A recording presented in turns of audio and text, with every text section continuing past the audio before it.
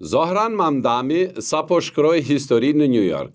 Në moshën 34 vjeçare, ai u zgjodh kryetari i parë musliman dhe me origjinë nga Azia e Jugut në qytetin më të madh të Amerikës. Djali i një regjisore të njohur dhe një profesori i lindur në Ugandë e rritur në Queens, e nisi si aktivist lokal dhe tani drejton metropolin me 8.5 milion banor. Mamdani, një demokrat socialist, fitoi bindshëm ndaj ish-guvernatorit Andrew Cuomo dhe kandidatit republikan Curtis Silva, duke siguruar mbi 50% të votave. Programi i tij premtues përfshin ngrirje qirash, banesa të përballueshme, transport publik falas dhe pagë minimale prej $30 në orë.